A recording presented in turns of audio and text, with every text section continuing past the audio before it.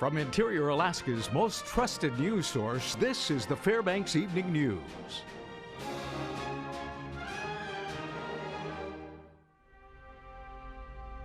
Good evening. Thank you for joining us. Our top story, Alaska State Troopers have confirmed a 12-year-old boy from Two Rivers died from a self-inflicted gunshot wound. The boy had been on a snow machining trip near Chandler Lake. Troopers were notified of his death on Friday, but had to wait a day to retrieve his body due to the weather conditions. Now, the body will be sent to Anchorage for an autopsy by the state medical examiner. The name of the boy hasn't been released, but next of kin have been notified. Troopers say the investigation into the shooting continues. The troopers believe that the 12-year-old boy died of a self-inflicted gunshot wound, but whether or not it is intentional or unintentional is still to be determined based on an autopsy to be performed by the state medical examiner's office. Trial for a Fairbanks man charged in a murder for hire case has been postponed in federal court. 56-year-old Guy Menino allegedly arranged to have several federal officers killed. The trial, originally scheduled for the end of this month, was delayed until July 27th. Menino has been imprisoned at Fairbanks Correctional Center since 2013. According to an indictment, Menino solicited an unidentified person to murder multiple unnamed federal officers between September 8th and November 6th of 2014. Menino could face up to 20 years in prison as well as $250,000 fine for each count in the case. The Fairbanks Board of Education, with red pen in hand, slashed an additional $2.3 million from the proposed 2015-16 school operating budget. The cuts came during a work session last night. The board holds its regular meeting tonight with a special meeting to approve the budget slated for tomorrow night. Public comment will be taken at both meetings. The cuts last night, which included the loss of 4 special ed positions, school nurses, and a $640,000 cut to the administration center, closed an $11 million budget gap. Behavior intervention aid and elementary reading tutor positions were also axed. That action will reportedly be reversed should $800,000 in lapsed funds be returned to the district by the North Star Borough. The Assembly will vote on that issue Thursday. The school board also discussed a $0.5 million increase request to the borough. Board member Sue Hall calls that reasonable, saying the borough is about 20% below the local contribution gap. The borough could actually fill the whole $11 million gap. I would just hope that they would give us $500,000. I think what's reasonable to ask them is $500,000. That would be about $3.5 million.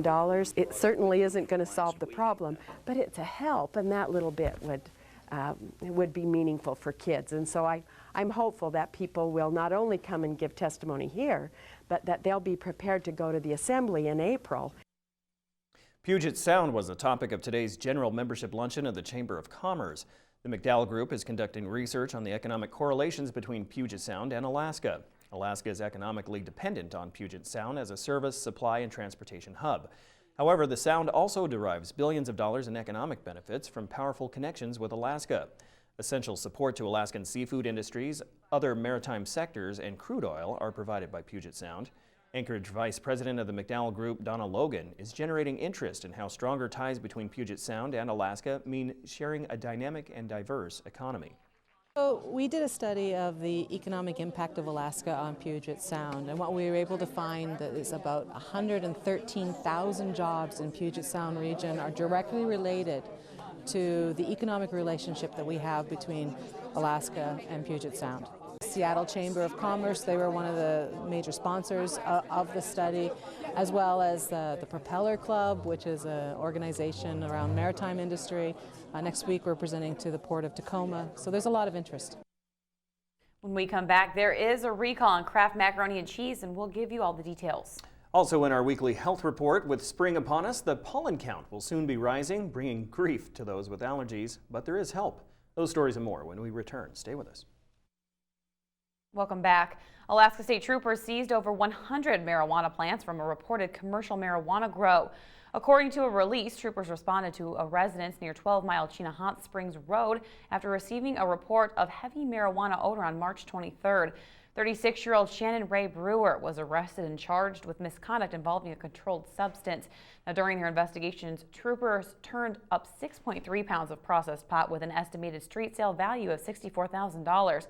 The statewide drug enforcement unit had previously seized 255 marijuana plants from the same home in 2010. An investigation continues.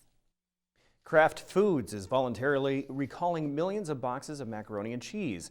The company is concerned the product may contain small pieces of metal. Consumers are warned not to eat the macaroni that comes in the 7.25-ounce box original flavor. They have a best when used by date between September and October and a code C2 below the date. Some of the affected dinners also come in multiple packaging. According to Kraft, there have been no reported injuries nor an explanation of how the metal fragments got into the food. Alaska Department of Environmental Conservation has confirmed that these boxes were available in the state. Consumers can return the product to a store for an exchange or refund. Organizers at the Fairbanks Career Expo and Job Fair say they processed a record amount of job seekers and employers this year. People looking for jobs and career opportunities needed only to bring their resumes and dress to impress today if they wanted an interview. The job fair is hosted annually by the Alaska Department of Labor. High school students are invited to jumpstart their summer job experience by talking to local employers. Organizer Teresa Quakenbush says the amount of walk-ins has been steady.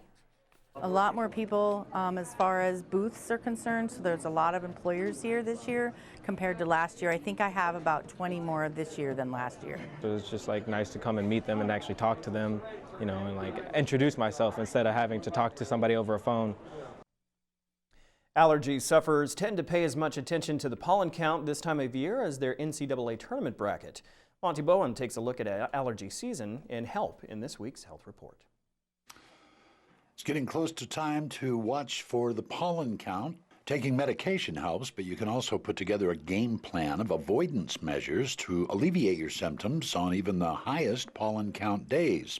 Even though it may be a little early and it's not that common in Fairbanks, one of the best things you can do if you have allergies is run the air conditioning. So the avoidance measure of relevance with respect to the pollen season is air conditioning. With the air conditioning on and the windows closed, you cut down on the pollen count indoors by 90% or more. Neti pots or saline sprays may also provide some temporary relief. Rinsing nasal passages could flush out pollen and other allergens. Another thing you can try is changing your clothes each time you come inside. Microscopic pollen particles latch onto fabrics and your skin, so changing and taking a shower can help. Buddy says, if nothing else, keep your windows closed, especially in the morning. There are certain plants that release pollen and early in the morning, if you've got the screen open, the window open, and air's coming in through the screen, you're starting your day with a pretty high dose in terms of exposure to pollens that's going to drive your symptoms. You can also try a portable air purifier with a HEPA filter. HEPA stands for high efficiency particulate air and may trap some of the particles that make it inside your home.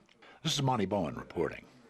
The Health Report is brought to you by the Ear, Nose, and Throat Clinic, located in the Medical Dental Arts Building, and by Interior Women's Health, located on 1626 30th Avenue.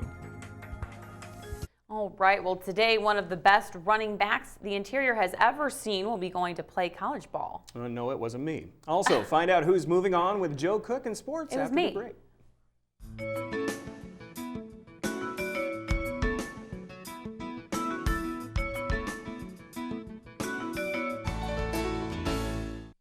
Welcome back, Interior Alaska. Joe Cook back again with your local Tuesday night sportscast. Arguably one of the greatest running backs in Alaska high school football history chose where he will go to play college football today. Joined by his mother Mary and little brother Antonio, Allison's Anthony Griffith signed a national letter of intent to play for the University of Mary Marauders, a Division II program in North Dakota.